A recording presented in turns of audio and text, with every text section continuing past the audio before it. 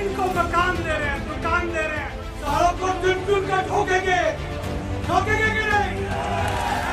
अपने भड़काऊ भाषण को लेकर हमेशा चर्चा में रहने वाले, हमेशा सुर्खियों में रहने वाले करनी सेना के राष्ट्रीय अध्यक्ष और बीजेपी नेता सूरजपाल अम्मू एक बार फिर से चर्चा में है।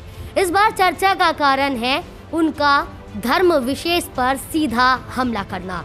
और इस बार तो सूरजपाल अम्मू ने जनसंख्या को लेकर भी कुछ इस तरीके से बयानबाजी दे दी कि ये कहना गलत नहीं होगा कि कहीं ना कहीं पार्टी नेता सूरजपाल अम्मू अपनी ही पार्टी से अलग सुर दिख रहे हैं उनके। कौन कौन नौजवान है जो चुनाव नहीं लड़ना चाहते, जरा हाथ खड़ा करो। कौन चुनाव नहीं लड़ना चाहते तो तुमको 20-20 भी पैदा कर सकते हो। इस वक्त हमारे साथ खुद बीजेपी नेता और राष्ट्रीय अध्यक्ष करनी सेना के सूरजपाल अम्मू मौजूद है। इस पूरे मामले को लेकर हम चर्चा करेंगे खुद इनसे। आप मेरा इंटरव्यू करनी सेना के अध्यक्ष के नाते करना चाहती हैं या बीजेपी के प्रवक्ता के नाते? अब मुझे आपका इंटरव्यू करना चाहते हैं आपके भड़काऊ भाषण को लेकर। आपने जो उस वक्त भाषण दिए, सबसे पहला सवाल चलिए यहीं से शुरू करते हैं। एक तो भड़काऊ जो मैंने आपने शब्द कहा, मुझे इस पर आपत्ति है। भड़काऊ तब कहते हैं कोई भड़क गया हो, कुछ और कुछ भड़का हो या कुछ गड़बड़ हुई हो। ना तो वहाँ पर कोई भड़का, ना हमने किसी को भड़काया। हम तो सोते हुए लोगों को जगाने का काम करते हैं। अब मुझे लेकिन उसी वक्त आरएसएस प्रमुख मोहन भागवत ने बयान दिया था गाजियाबाद में। उन्होंने कहा था कि मुस्लिम और हिंदुओं का डीएनए एक है। साथ ही उन्होंने जनसंख्या को लेकर भी कुछ बातें कही थी, लेकिन आपके सुर बदले नजर आए। जहां यूपी में योगी आदित्यनाथ 2 बच्चे सुखी बच्चे का नारा देते हैं, जनसंख्या कानून की बात करते हैं, वहीं आप बीजेपी के नेता हैं और आपने कहा युवाओं को कि जनसंख्या कानून की चिंता ना करें और हर युवा 20 बच्चे पैदा करे। तो क्या ये भड़काऊ भाषण नहीं हुआ? नहीं, अब बच्चे करने पर भी मतलब वो बच्चे करें 20-20, 15-15, 25-25, मतलब उनके ऊपर ये कानून लागू नहीं होता। हम तो हमारे तो का सम्मान करते हैं, हम तो कानून के रक्षक, हम तो कानून का पालन करने वाले लोग हैं। हमसे एक काम जरूर हो सकता है, जब हम दो हमारे दो करते हैं, इस कानून को हम दो है और 10-10 पैदा करते हैं। हमने सिर्फ इतना कहा है कि देश के अंदर एक संविधान, एक कानून होना चाहिए। हमने ये कहा है कि सबके लिए समान कानून लागू हो। यूनिफॉर्म सिविल कोड की हमने वकालत की है, उसकी मांग भी की है देश के प्रधानमंत्री जी से। हमने ये भी मांग की है कि अगर लव जिहाद के खिलाफ जल्द से जल्द कानून बन जाए तो ये बेहतर होगा, अच्छा होगा। क्योंकि जिस प्रकार से हमारी बहन बेटियों को बरगला कर, बहला फुसला कर, फेसबुक पर झूठी आईडी बना कर ये जो जिस प्रकार से लव जिहाद की घटनाओं को जो अंजाम देने वाले लोग हैं उनके खिलाफ कार्रवाई हो। हमने ये भी कहा है कि अगर जिन्होंने चुनाव लड़ना है वो तो अपने 2 बच्चे पैदा करें, ठीक बात है, परंतु जिनको चुनाव नहीं लड़ना वो भी अपने 20-20 बच्चे पैदा करना शुरू कर दें। फिर हम अपनी जनसंख्या कम क्यों करें भाई? आज इनके मान लो आज ये 15 करोड़ हैं, 18 करोड़ हैं, 20 करोड़ हैं, कल को ये 100 करोड़ हो जाएंगे और हमारे बच्चे जो है हम थोड़े थोड़े बच्चे करके हम अल्पसंख्यक हो जाएंगे। हम ऐसा क्यों होने दें? लेकिन हम मुझे कहीं ना कहीं अगर कोई गलती कर रहा है मान लीजिए, तो उस पर कानून बनाने की वजह या ये होना चाहिए कि हम भी उसी रफ्तार में चल पड़े। आपने सही कहा ना कि अगर कोई गलती कर रहा है, यही तो कहना चाह रहे हैं हम। वो लोग गलती कर रहे हैं, उनको रोको।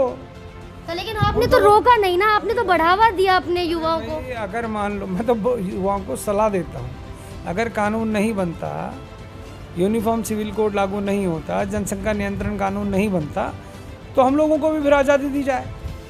हमारे ऊपर ही, हम तो हमारे दो का जो ठप्पा लगा हुआ है, फिर हमारे ऊपर ही क्यों लगे भाई? सबके लिए कानून बने ना। देश के अंदर वो भी रहते हैं, हम भी रहते हैं, उनके लिए कानून अलग और हमारे लिए कानून अलग क्यों भाई? हम इसका विरोध करते हैं। अब मुझे इस वक्त देश में कितने ऐसे युवा हैं जो आपको फॉलो करते हैं? आपने अभी खुद कहा कि मैंने उन्हें सलाह दी, तो अगर वो आपकी सलाह को मानते हैं तो आपको नहीं लगता कि जो आपकी ही पार्टी भाजपा पार्टी जनसंख्या नियंत्रण कानून बनाने की मांग करती है, तो कहीं ना कहीं आप अपनी ही पार्टी के विरुद्ध चल रहे हैं? मैंने आपसे पहले भी कहा था कि अगर आप भाजपा के प्रवक्ता के नाते मेरा साक्षात्कार इंटरव्यू लेना चाहती हैं तो उसके लिए मैं आपसे अलग से बैठने को तैयार हूँ। अभी मैं आपसे करनी सेना के राष्ट्रीय अध्यक्ष के नाते बात कर रहा हूँ। इस विषय को आप ये सोच के चलें कि देश के अंदर मुझे भी अभिव्यक्ति की आज़ादी है, मुझे भी अपनी बात रखने की आज़ादी है। भारतीय जनता पार्टी का मैं कार्यकर्ता हूँ और समर्पित निष्ठावान कार्यकर्ता हूँ।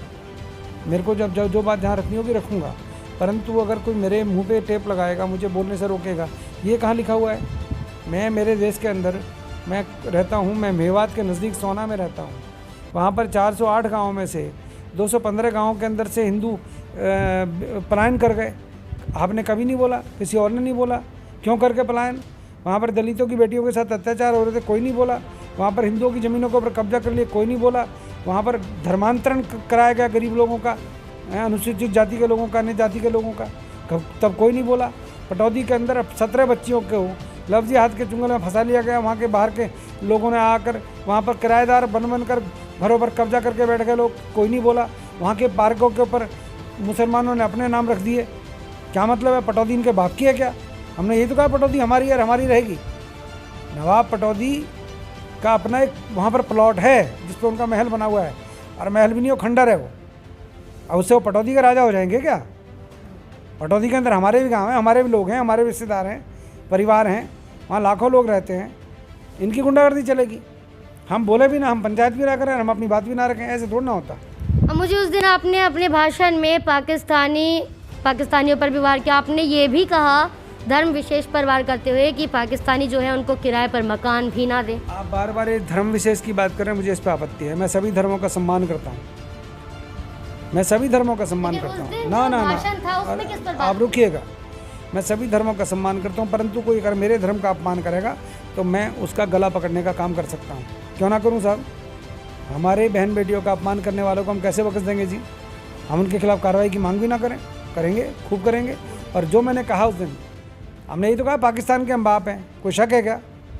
पाकिस्तान हमारी तो औलाद है। देश के बंटवारे के समय है वो लोग यहाँ से देश छोड़ कर गए। हमारे 10 लाख लोगों की हत्या की गई थी उस समय।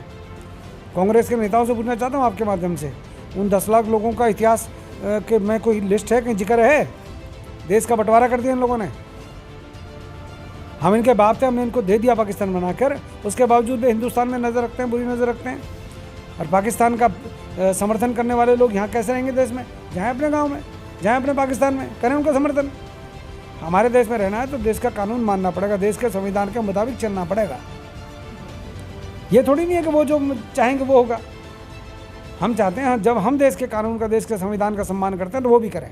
लव जिहाद को लेकर तो इसके बाद आगे करनी सेना का क्या कुछ अगला कदम रहेगा? अभी मैं आपसे बात कर रहा हूँ, उम्मेद सन ऑफ उस्मान निवासी बागपत को अभी पटौदी के अंदर पकड़ा है।